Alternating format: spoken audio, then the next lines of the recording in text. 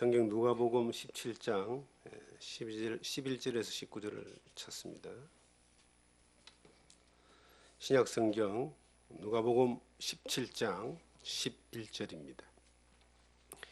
예수께서 예루살렘으로 가실 때에 사마리아와 갈릴리 사이로 지나가시다가 한 마을에 들어가시니 나병 환자 10명이 예수를 만나 멀리 서서 소리 높여 이르되 예수 선생님이여 우리를 불쌍히 여기소서 하거늘 보시고 이르시되 가서 제사장들에게 너희 몸을 보이라 하셨더니 그들이 가다가 깨끗함을 받은지라. 그 중에 한 사람이 자기가 나은 것을 보고 큰 소리로 하나님께 영광을 돌리며 돌아와 예수의 발 아래에 엎드려 감사하니 그는 사마리아 사람이라. 예수께서 대답하여 이르시되 10사람이 다 깨끗함을 받지 아니하였느냐?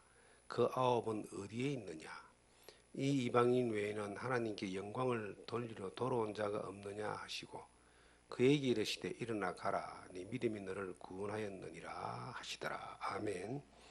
9은 어디에 있느냐는 제목으로 누가복음 17장 11절에서 19절의 이 말씀을 통하여 하나님 우리에게 주신 은혜를 나누기를 원합니다. 요즘은 우리 주변에 이 나병 환자, 옛날에는 우리가 문둥병자라 그랬고 요즘은 한센시병 환자다 이렇게 합니다. 그런데 주변에서 나병 환자를 거의 보지 못하잖아요. 저희가 어릴 때만 해도 나병 환자가 많이 있었습니다. 그리고 흉흉한 소문도 많이 들렸습니다. 국가적으로 이제 나병 환자들을 수용할 수 있는 집단촌을 만들어서 도시마다 그곳에 그들을 수용하게 하고 그리고 자녀를 낳지 못하도록 유전이 되니까 유전 안 돼도 생활을 같이 하니까 옮아요. 감염이 되니까 자녀를 낳지 못하도록 이제 정관 수술을 다 했죠.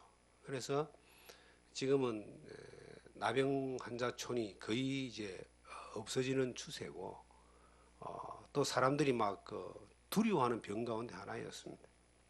제가 거의 한 30년 전에 소록도라고 우리나라에서 가장 큰 나병 환자가 모여 사는 곳 전라남도 고흥의 소록도라고 하는 곳을 한번 가본 적이 있습니다. 정말 말로만 듣던 손가락이 이렇게 없고 코가 뭉그러지고 그런 이제 사람들을 보고 만나보고 그곳을 한번 둘러본 적이 있습니다. 그 정도로 두려운 병인데 예수님 당시는 어떻겠습니까? 나병 환자가 같이 이렇게 살 수 있는 그런 환경이 아니라 굉장히 배척을 당했습니다.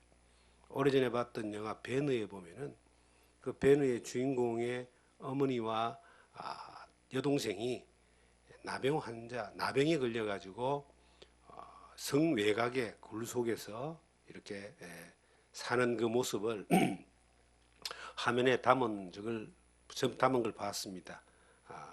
몸이 뭉그러지고 이렇게 수건을 쓰고 사람들에게 돌팔매질을 당하는 그런 내용이 화면에 나왔는데 예수님 당시의 그 시대상을 영화로 만드는 겁니다.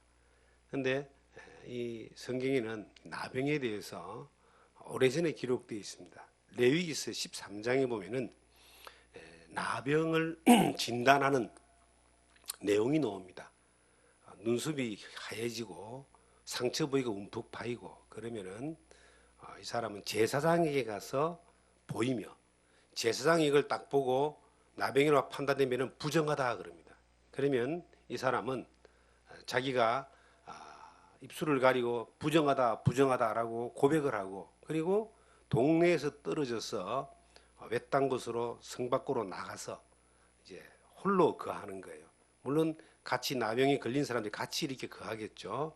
그리고 그가 다시 동네로 들어오려면은 나병이 다 나아야 되고 그리고 나으면은 제사장에게 가서 나았다라고 하는 그런 판정을 받아야 됩니다.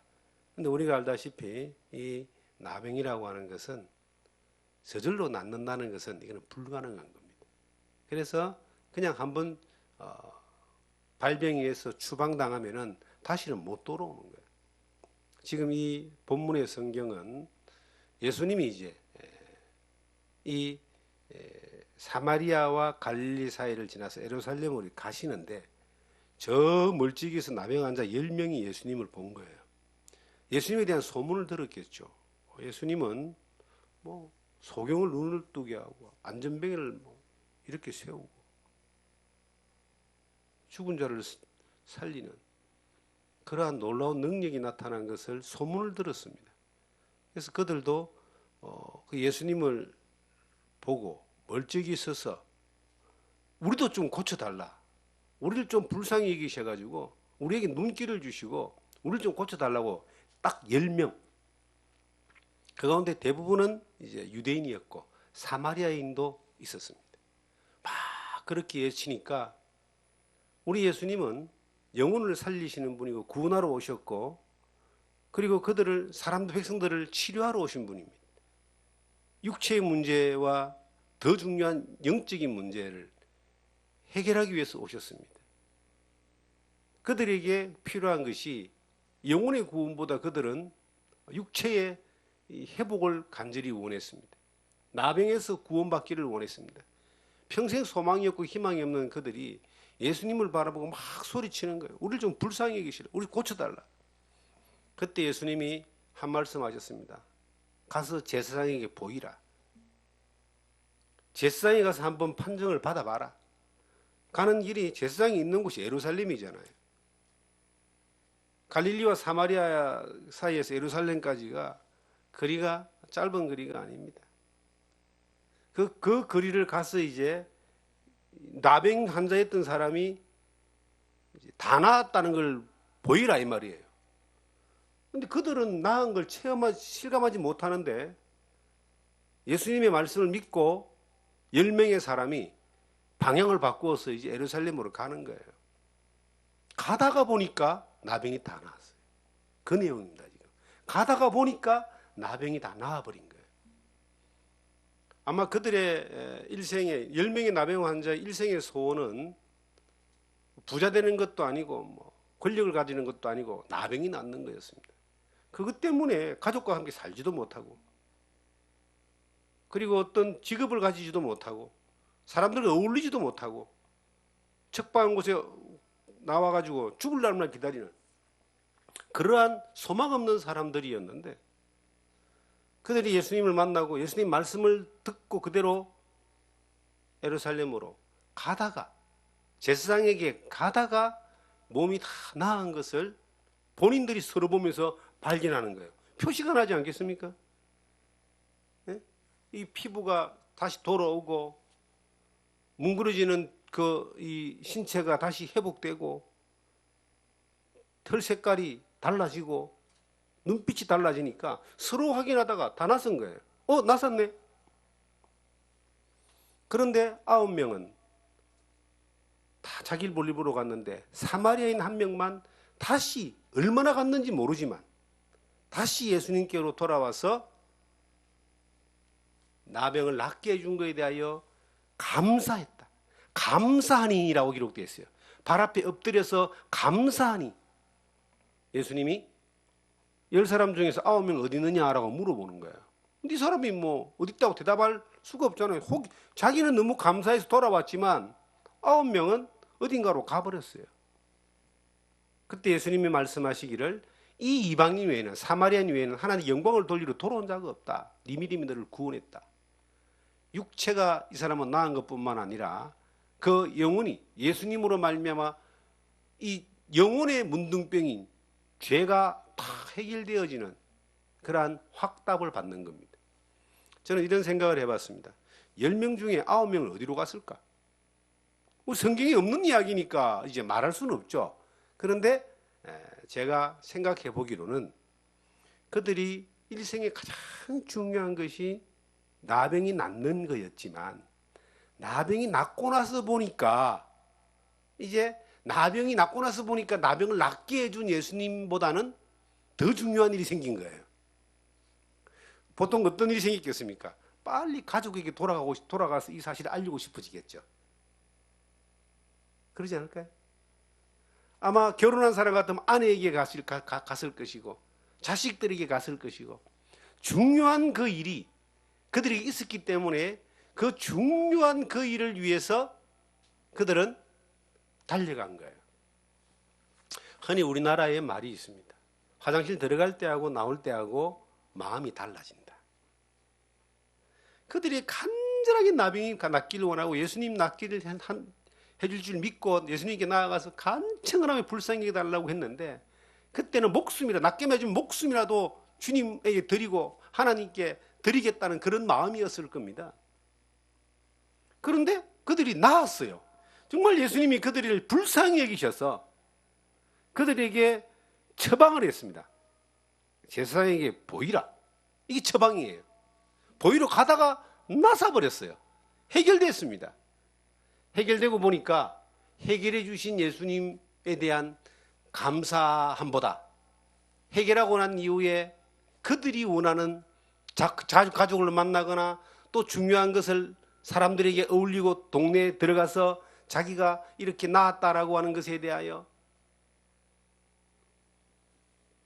증거하기 위해서, 자랑하기 위해서, 나타내기 위해서 그들은 자기 길로 갔다라고 하는 겁니다. 한 사람만 자기를 낫게 해주신 예수님에게 나와서 감사하고 무릎을 꿇고 발 아래 엎드려서 감사했다 그래요. 그런데 예수님이 뭐라고 하시느냐? 9은 어디 있느냐? 그러면서 네 믿음이 너를 구원했다라고 그를 칭찬합니다. 우리의 신앙생활을 한번 돌아봅니다. 우리도 예수 그리스도로 말미암아 영적 문둥병에서 나음을 입은 사람들입니다. 영생을 너에게 주노니 너희가 영원히 멸망치 아니할 터이요 라고 했던 예수 그리스도 안에 있는 죄사함으로 말미암아 받는 그 구원의 영생을 우리가 듣고 믿음으로 받았습니다. 물론 사람마다 느끼는 감사함의 크기는 다를 수 있어요. 그저 세상 살면서 어린 아이들 같이 순진하게 살다가 약간의 어떤 어린 날 죄 때문에 고민하고 하는 것들을 듣고 고민하다가 예수님의 그 은혜를 십자가의 피 흘림을 듣고 믿음으로 구원받았다라고 하는 사람이 그 죄 사함 받는 것에 그 감사가 얼마나 있겠어요? 별로 크지 않을 거예요.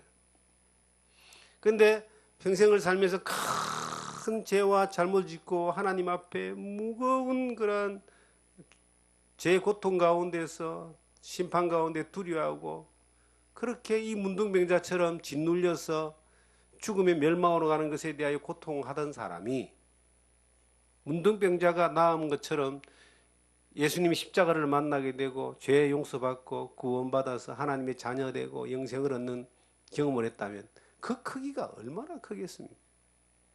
구원은 모든 사람에게 동일하고 십자가는 보편적인 은혜입니다. 모든 사람을 향하여 하나님이 주신 동일한 은혜라고 성경은 기록되어 있습니다. 그런데 이것을 받고 느끼는 것은 모든 사람에게 각자 다른 거예요. 이건 특별한 은혜가 되는 거예요. 보편적인 은혜가 내게만의 특별한 것이 되는 거예요. 제가 더한 곳에 은혜가 더한다 그랬습니다. 그 감사함이 큰 사람이 있고 적은 사람이 있을 거예요. 그런데 사마리아 이 사람은 유독 그 감사함이 컸어요. 그는 그 문둥병에 대한 고통과 죽음과 멸망에 대한 그 괴로움과 외로움과 힘듦과 절망감에 대하여 더 마음이 몸부림쳤던 사람인 것 같아요.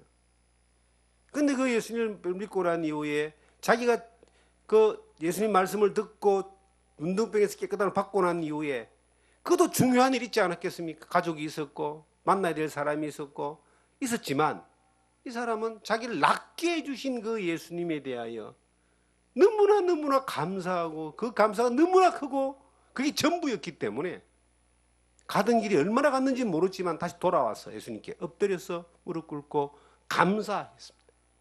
하나님께 영광을 돌렸다는 거예요. 하나님이 네 믿음이 너를 구원했다라고 이야기합니다. 그리고 9은 어디 있느냐라고 물어봅니다. 저는 신앙생활 해나가는 가운데서 이 9명에 들지 않고 이 사마리아인처럼 그 한 명이 그 사마리아인을 본받아서 가기를 원하는 마음이 있었습니다.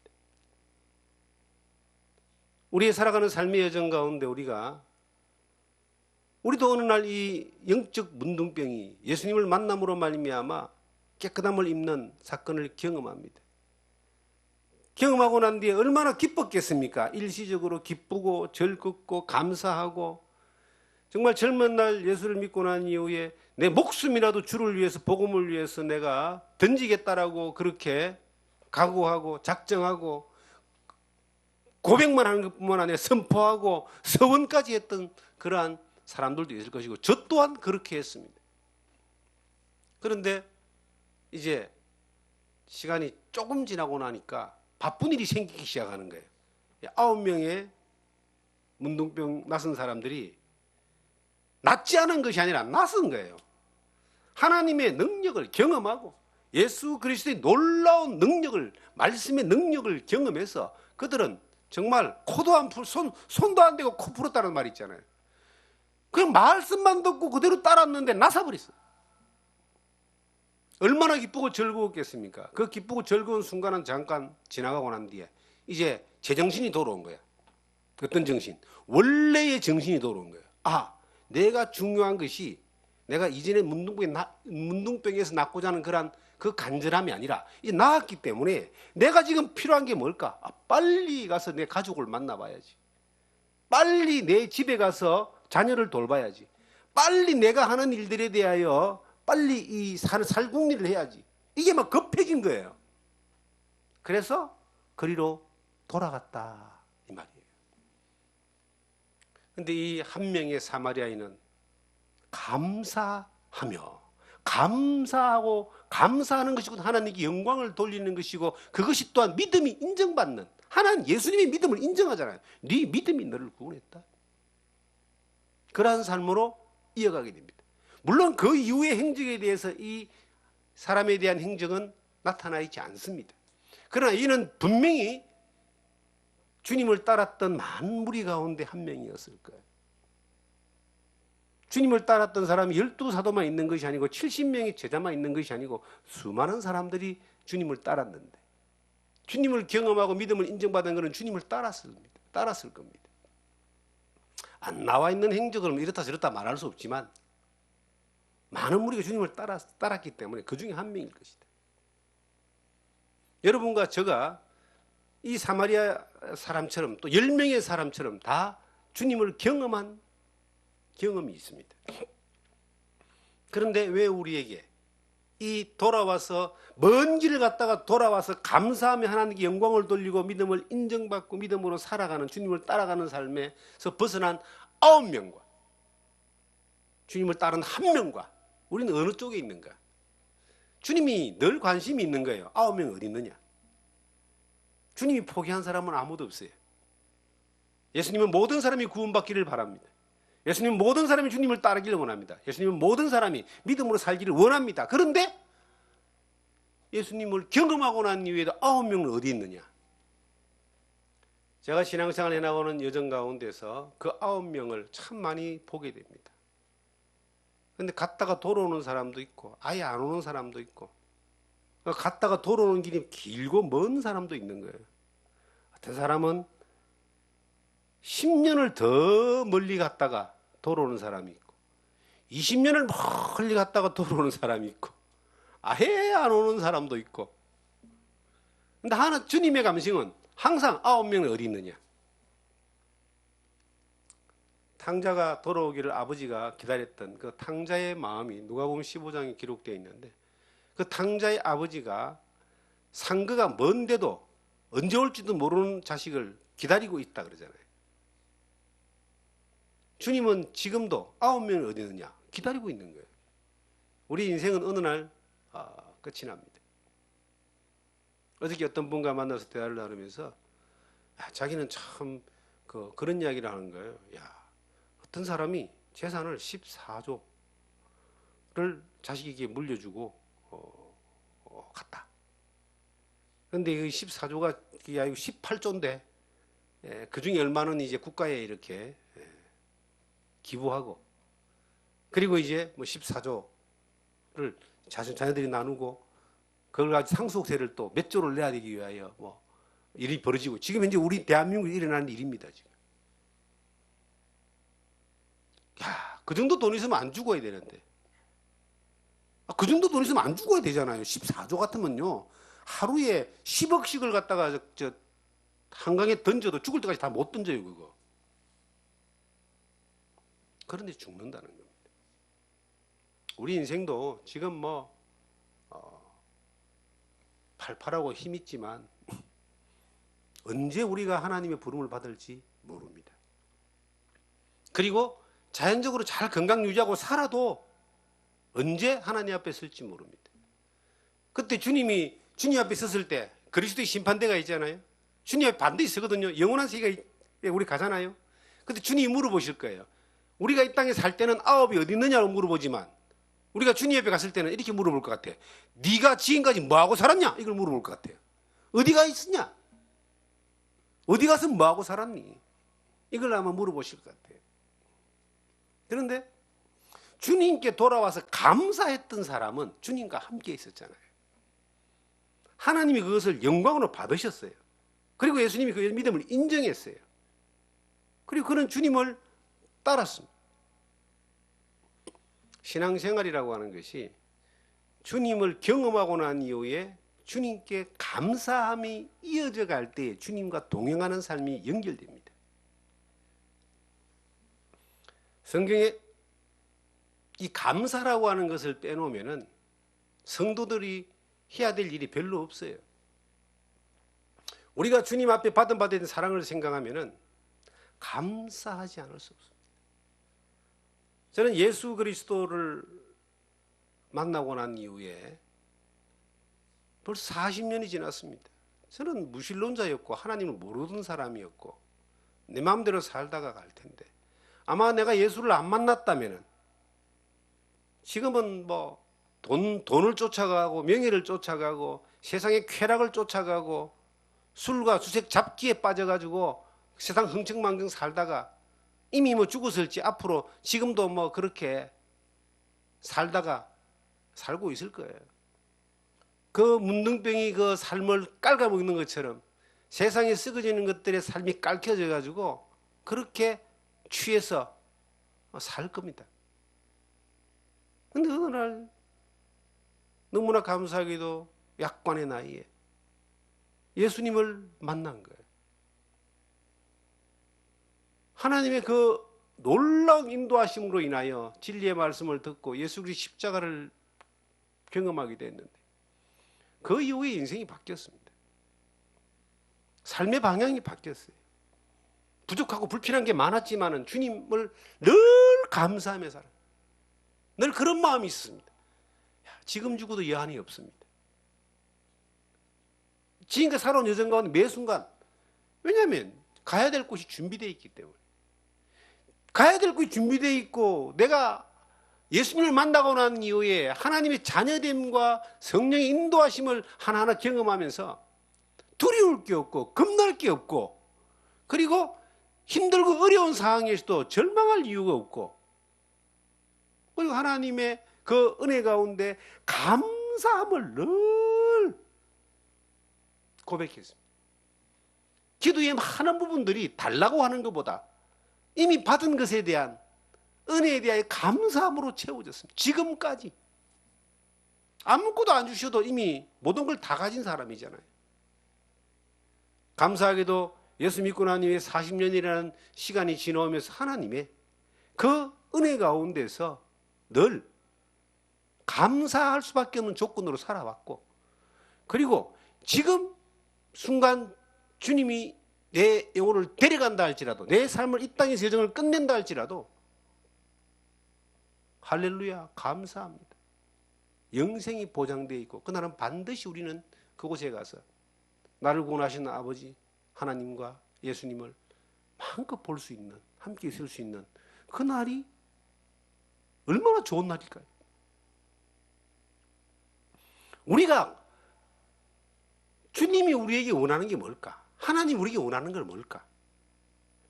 살려주는 것을 원하죠. 그런데 살림받은 사람에게 원하는 게 뭘까? 돌아와서 감사하는 겁니다. 그래야 하나님께 영광을 돌려요. 그래야 그 사람의 믿음이 능력을 경험하고 구원을 경험하고 은혜를 경험한 사람의 삶으로 계속 경험되는 삶으로 이어져 가는 것입니다. 우리의 삶 가운데서 뭐가 빠졌는가를 한번 생각해 봅니다. 뭘 놓치기 쉬운가를 생각해 봅니다. 감사를 놓치는 거예요. 왜? 항상 우리에게 더 바쁘고 더 급하고 더 소중한 것이 있기 때문에 그거 하다 보면 감사가 늦어지는 거예요. 자꾸 뒤로 밀리는 거예요. 9명은 경험하지 않은 것이 아닙니다. 기쁘지 않은 것이 아닙니다. 감사하지 않은 것이 아니었어요. 그런데 감사하러 돌아가는 것을 포기하고 감사는 하고 지할 일, 더 급한 일을 하면서 살았다는 거죠. 우리의 삶 가운데 뭐가 그리 급합니까? 어느 날 우리는 주님 앞에 서는데 나는 참 깜짝 놀라겠어요. 제가 나이가 60이 된 게 놀라운 일입니다. 깜짝 놀라겠어요. 언제 이래 됐냐, 언제. 그런데 돌아보니까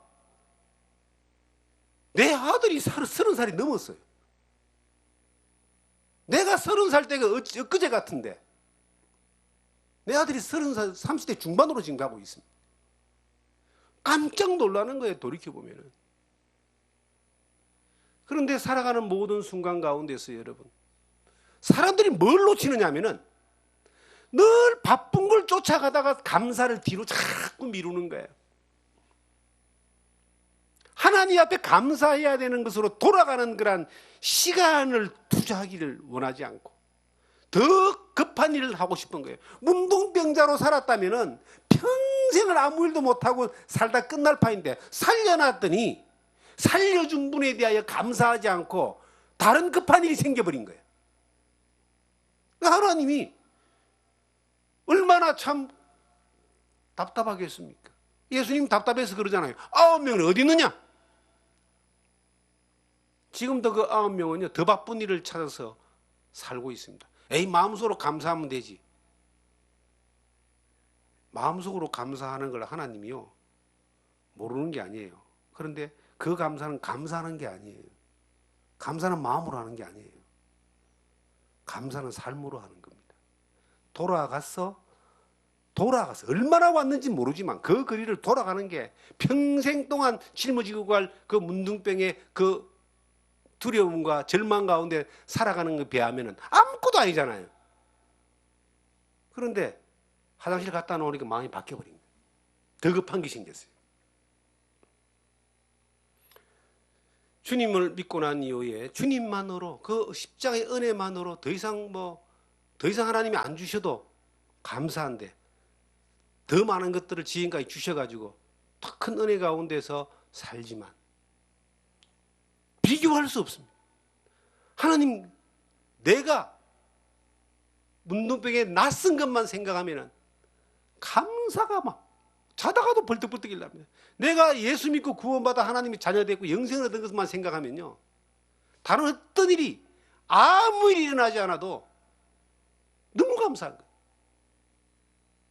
그 감사함이 늘 있기 때문에 그 감사함이 늘 유지될 때 이것이 하나님 앞에 삶으로 드려지는 예배가 감사입니다. 예배가 감사와 찬양과 영광을 올려드리는 게 예배예요. 이미 받은 것에 대하여 하나님께 감사하며 영광을 올려드리는 경배와 찬양을 하는 것이 예배입니다. 뭘 달라고 자꾸 하는 게 예배가 아니라 차고도 넘치도록 우리에게 주셨는데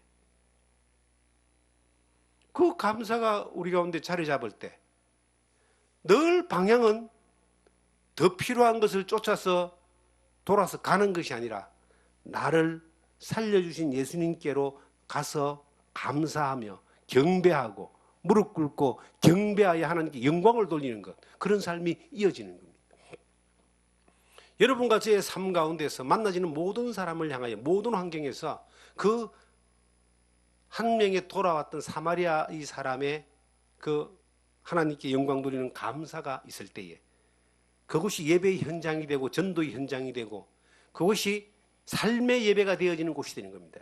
그곳에서 우리가 삶을 통하여 하나님을 경배하고 찬양하고 그것이 곧 전도가 되고 선교가 되는 것입니다.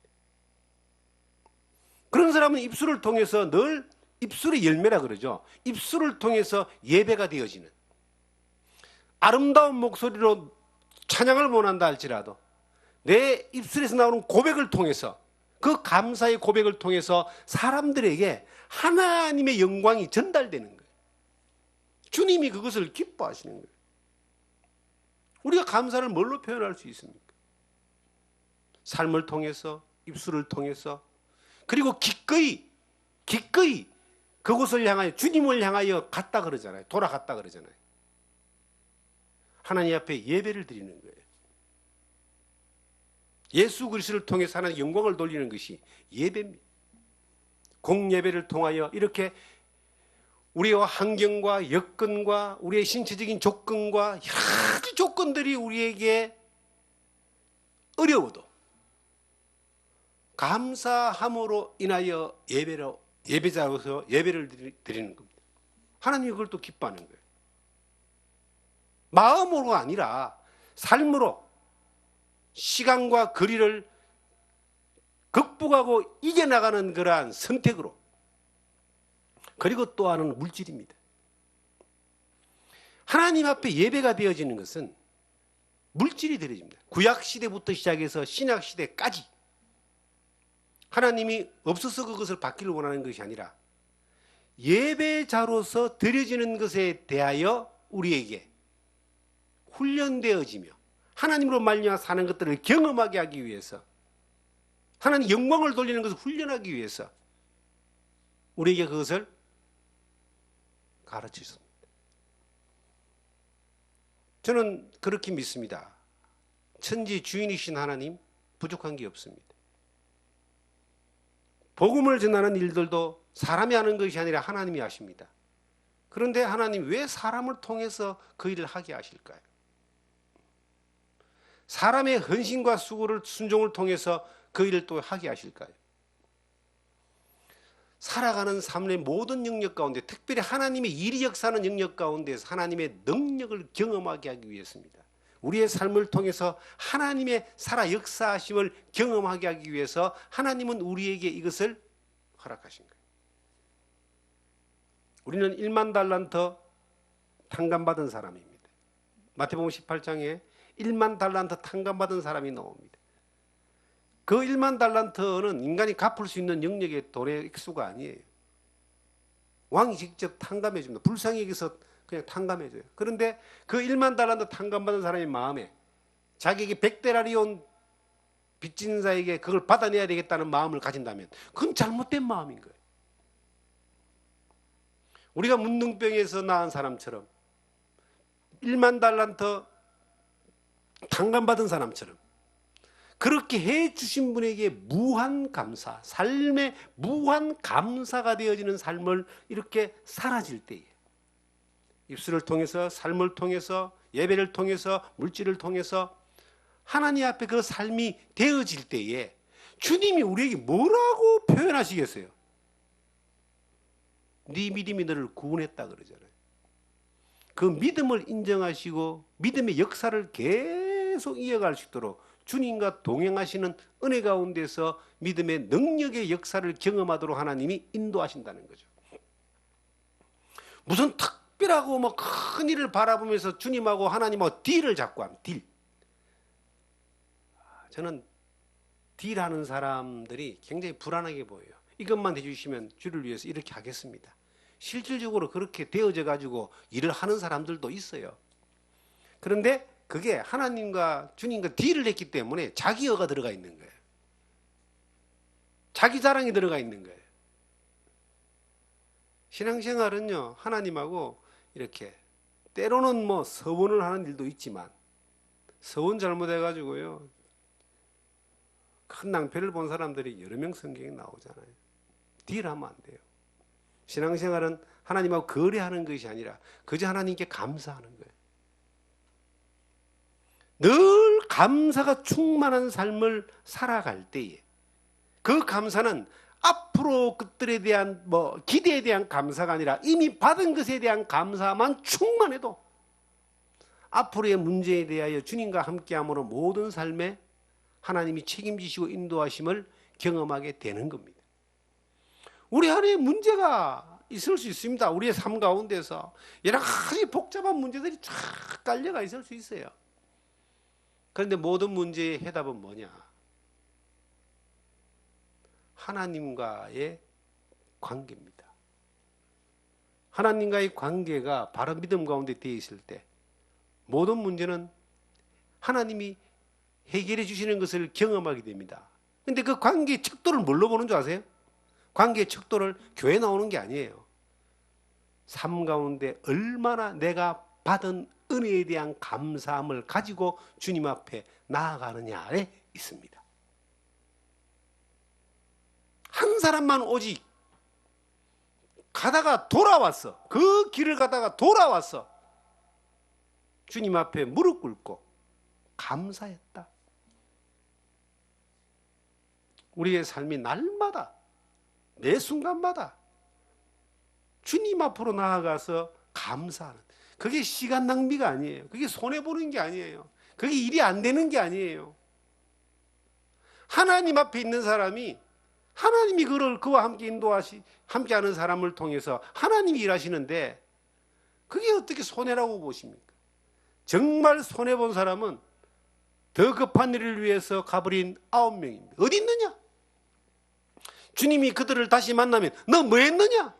이렇게 물어보지 않겠어요? 너 뭐 하다 왔니? 아니, 급한 일이 있었어. 주님이 저처럼 옹졸한 분은 아니지만 저같이 옹졸한 사람은 그럴 거예요. 그냥 문둥병으로 살다가 죽도록 내버려 둘 걸. 저같이 옹졸한 사람은 그렇게 이야기할 수 있다는 거예요. 주님은 그러지 않으시지만. 그러나 주님은 야, 너 뭐 하다 왔니? 너 어디 있었니? 직접 그렇게 물어보지 않겠습니까? 뭐 특별한 일을 하지 않고 큰 일을 하지 않고 내가 재산을 바치거나 삶을 바치지 않아도 주님 앞에 와서 감사할 수 있는, 주님 앞에 무릎 꿇고 감사할 때 하나님 영광을 받으시는 거예요. 그 믿음을 주님 인정하시는 거예요. 그 삶이 계속 이어져 가는 거예요. 저는 인생을 살면서 시간 낭비를 참 안 하고 싶은 사람입니다. 세상에 참 복잡한 일들을 참 사람들은 열심히 이렇게 합니다. 평안이 없습니다. 지난주에 저희 이곳에 아주 여성분들 3분이 저희 아내와 한 5년 정도 이렇게 모임을 가지는 분이 처음으로 왔어요. 원주에 계신 분인데 저희 아들이 초등학교 3학년 때에 학급 임원을 했던 분들이 지금까지 만나는 거예요. 한 20년도 훨씬 넘었죠. 그러니까 한 달에 한 번씩 계속 이렇게 만나는 거예요. 근데 만나는데 이제 그분들이 이곳에 왔어요. 근데 그 중에 3분이 이제 오셨는데 다 그때도 일을 했고 지금도 일을 하고 계세요. 그때도 식당하고 미용실하고 또 가게를 하고 치킨집을 하고 그랬던 분들이 지금도 막 그걸 하고 있는 거예요. 그분들은 늘 바빠요. 이제 좋은 상권에서 일하니까 돈은 많이 벌었겠죠. 그런데 다 하나같이 아파요. 이렇게 열심히 일을 하니까 이제 아픈 데가 이제 한 나이가 60이 다 돼 가니까 다 아픈 데가 나오기 시작하는 겁니다. 늘 병원 가는 일이에요. 근데 이제 저희 아내는 그때도 그냥 목회하는 저와 함께 기도하고 함께 하나님께 찬양하고 예배하는 그런 삶을 살았고 지금도 그렇게 살고 있습니다. 그런데요, 그분들이 하나같이 가장 부러워하는 것은 돈 많은 사람이 아니라 평안하게 건강하게 하나님 앞에서 기쁨으로 사는 사람을, 그 환경을 부러워하는 거예요. 그런데 이런 환경에 사는 것도 부러운데 참으로 안타까운 것은 그들이 인생을 마지막 순간까지 예수를 믿지 않고 지옥으로 가 있다며.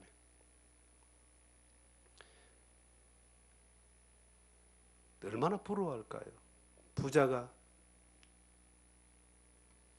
그 음부 가운데 불꽃 가운데서 물 한 방울 찍어달라고 외쳤지만 갖다 줄 자가 없는데 위를 쳐다보니까 그 자기 집 문 앞에서 개나 얻어먹는 그런 음식 찌끄레기를 주워 먹던 나사로가 아브라함의 품에 있는 걸 보고 얼마나 부러워합니까? 실질적으로요, 지옥은요, 그 모든 환경을 볼 겁니다. 물론 그들에게 전도하는 것이 목표지만 몇 번 시도도 해봤지만 아직은 이루어지지 않았지만 되어지리라고 봅니다만은 여러분, 인생을 살아가는 삶 가운데서 시간이 한정되어 있습니다. 자꾸 더 급한 일을 위해서 가려고 하지 말고요. 멀리 가면 돌아오는 시간이 더 멀어지는 거예요. 빨리 돌아와야 돼요. 그걸 회개라고, 회개. 빨리 주님께 돌아와서 빨리 주님 앞에 무릎을 꿇고 정말 빨리 주님 앞에 감사함으로 하나님께 영광을 돌리는 조건들을 찾아갈 때에 우리가 믿음의 삶을 사는 사람이 되는 겁니다. 빨리 가는 게, 멀리 가는 게 우리의 인생의 목표라고 이야기합니다. 빨리, 높이, 멀리 가서 더 많은 것을 가지는 것. 14조를 가진 사람도 한 푼도 못 가지고 저 세상이라고 하는 이 세상을 끝내고 저 세상이라는 것을 갖는데 뭐가 기다리고 있겠습니까? 우리가 살아가는 삶 동안 우리에게 맡겨진 모든 환경 가운데서 이 주님에게 돌아와서 무릎 꿇고 감사했던 사마리아 이 사람처럼 늘 주님 앞에 돌아가요. 늘 주님 앞에 무릎 꿇고 늘 주님 앞에 있는 거예요. 감사하는 겁니다. 감사. 눈 감았던 소경이 눈을 떴다고 보세요. 눈 뜨게 해준 그 분에게 얼마나 감사하겠습니까?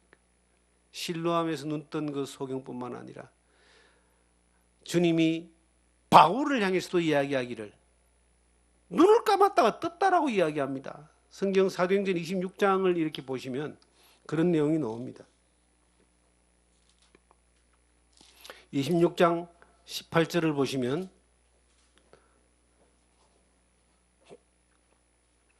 그 눈을 뜨게 하여 어둠에서 빛으로 사탄의 권세에서 하나님께로 돌아오게 하고 죄사함과 나를 믿어 거룩하게 된 무리 가운데서 기업을 얻게 하리라 하더이다. 바울 사도의 간증이에요.